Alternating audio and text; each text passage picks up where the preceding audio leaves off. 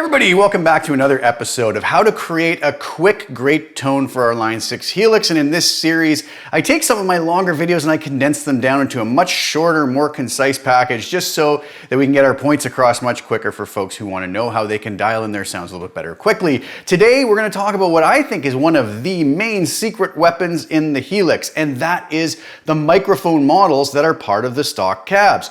A lot of folks really like IRs. I have nothing against IRs, but I think the stock cabs are overlooked a lot of times because a lot of folks don't dive in and play around with the different mic and distance combinations. So let's dive over to HX Edit and take a look. What I've done is I've set up a ridiculous little simple patch here. I pulled up a placator dirty. I turned off the C45. Everything else is stock as it comes up. I changed the cab out to a 412 greenback 25 and I added a dab of reverb just so it's not so dry. Everything else is just going to be unprocessed though. So we go over to our greenback cabinet and we look here at the microphones. I believe that when it comes up with a 57 dynamic microphone. If we click this list, we see all of the microphones we have available.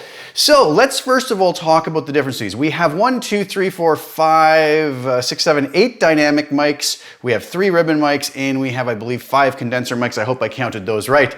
So a lot of folks look at this and they go, well, I don't really know what any of that means. We can kind of categorize these mics into sound qualities, and I find that that helps if we have those in our sort of mentally categorized in a way. So I like to think of the dynamic mics for the most part, and they're all going to sound a little bit different, but having a much sort of more crispy high end, harsh even possibly at times, or they could get harsh on the high end, whereas a ribbon mic is going to be much darker, much muddier, much more in the low mids with a smoother high end. And a condenser mic to me kind of falls halfway in between the two, where we get maybe the clarity of a dynamic mic, but with a little bit smoother high end and a little less on the low end. Now that's all just my quick way, so I'm not here to argue with anybody who's going to come and try to correct me on how I describe them. That's my way of quickly describing these, and your mileage may vary obviously depending on the dynamic mic we use or the condenser mic we use. We're going to get differences even within those broad kind of descriptions, but I find having those descriptions at hand right away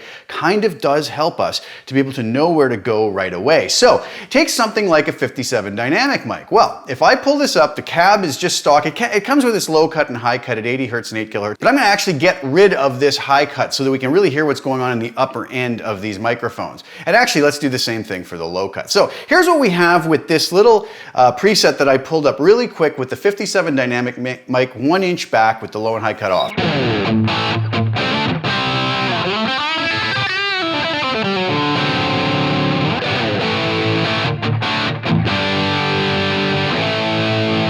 Now, if we do nothing else and just flip over to, let's say, something like a 121 ribbon mic.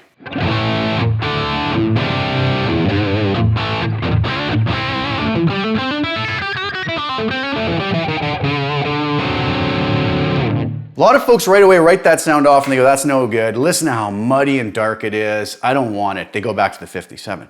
There's some real magic going on in the ribbon mics though. Now, let's go and compare that back to the 57.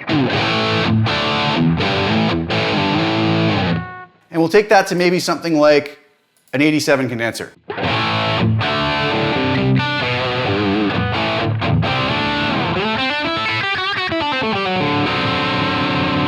So you see what I was saying? If we go back to the 57,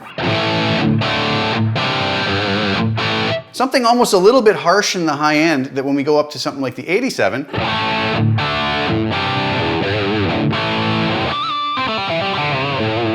smooths it out, and if we go to something like the 121,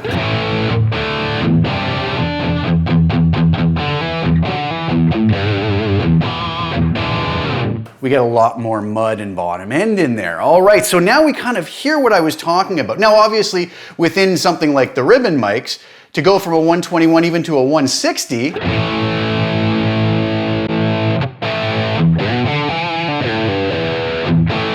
160 kind of maybe gets closer to what the condenser mic sounds like a little bit, right? So there's going to be these kind of fluid points where they kind of meld into one another depending on the mic that you use.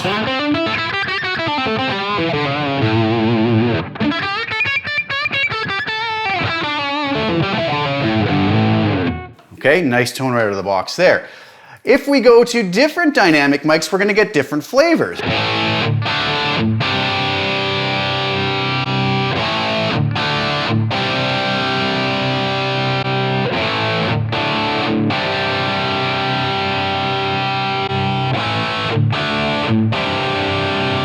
Something like the 20 dynamic, you hear the bottom end fills out a bit. So one thing I suggest to folks is go through and do what I'm doing here. Set up a really simple patch with nothing else really coloring the sound. Go through each mic at the 1-inch distance and just listen. Take the low cuts and high cuts off and really listen. Maybe record a loop at the beginning, play that loop through, and just switch through the mics as you listen. Really paying attention to the bottom end, the mid-range, the high end, making little mental notes. You know, a 57 has this quality to me. Because I could describe to you what the quality of the SM57 mic is to me, and somebody else might say, I would describe it different. In the end, the only thing that matters is how it works for you and what your ideals are. So I can't sit here and tell you the 57 is the best mic.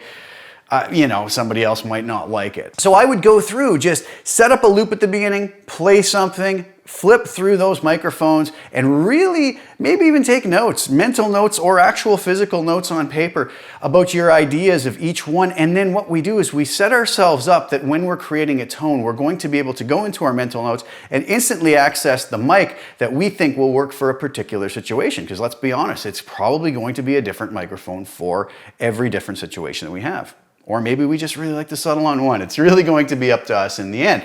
Now, that's fine for getting ourselves used to the differences between the dynamics, the ribbons, the condensers, and even the different dynamics within that kind of subcategory and what the difference is between the condensers and so forth and so on. But now, a couple other points. The distance is an extremely important control. Now, if I go to something like a ribbon mic, I'm going to go to the 4038, which is the fattest of the ribbon mics.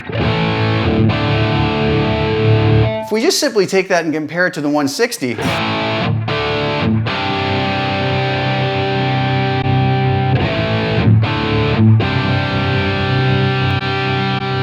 the 121. So I kind of categorize these as the 160 being the flattest, the kind of a little bit more high end, a little bit less boomy on the bottom, moving into a little more boomy and a little less highs in the 121. And then to the 4038 being the biggest, fattest with the least amount of highs. Now you might say, well, you know, what good is that microphone going to be? But here's where the magic of the distance control comes in. Generally, moving the distance of the microphone back a number of inches is going to get rid of some of what we call the proximity effect. It's going to roll some of the lows off and balance them better between the highs and the lows and that sort of low mud of the microphone. So if we take something like the 4038 ribbon at 1 inch, there's something very nice in the bottom end, but just too much of it. So watch what happens as we roll this back. I'm going to roll it back to maybe 5 inches.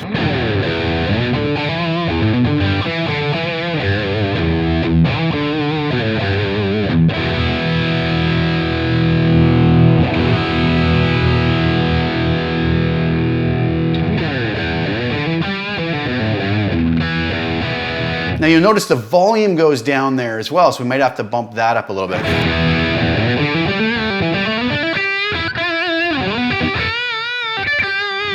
If I roll that all the way back to say 10 inches, give myself a little bit more volume.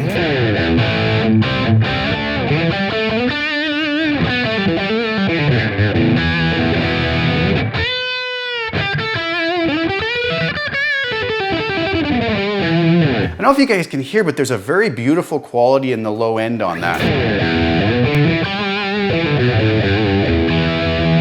We'll roll it back all the way 12 inches.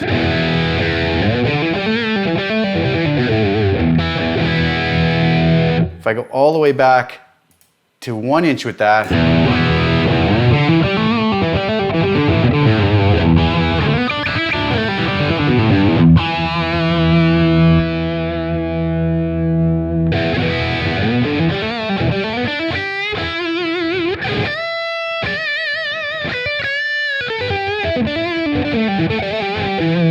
so the point is we can use that distance control to really alter the sounds of microphones. And it also works on other mics. Now, something like the SM57,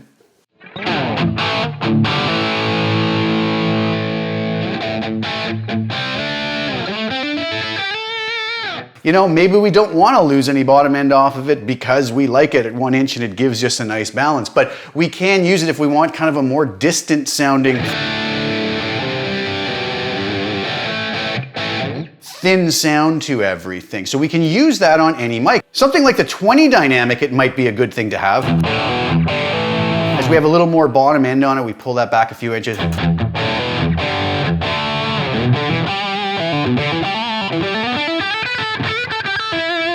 So the first tip is go through and familiarize yourself intimately with the qualities of each microphone.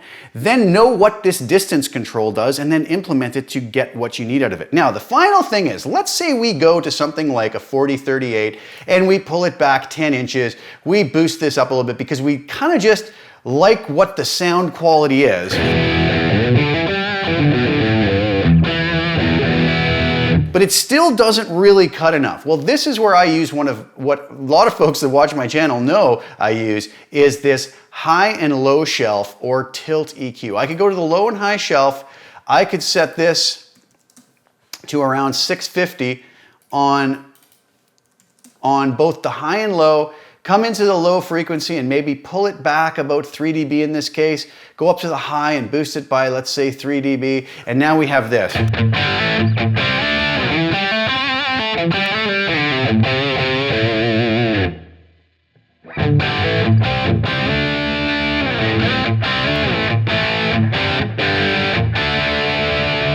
Maybe we took a little too much of that low end out.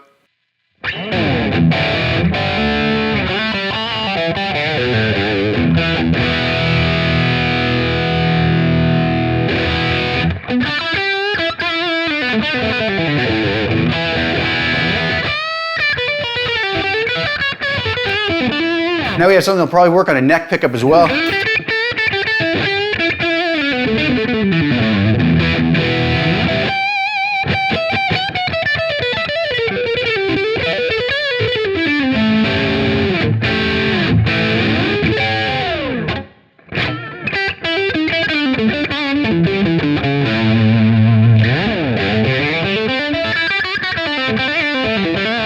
You take with those two little tricks, if I turn that off,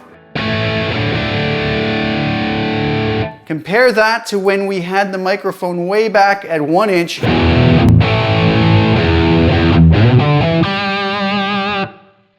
We move that back up there, turn the shelf on.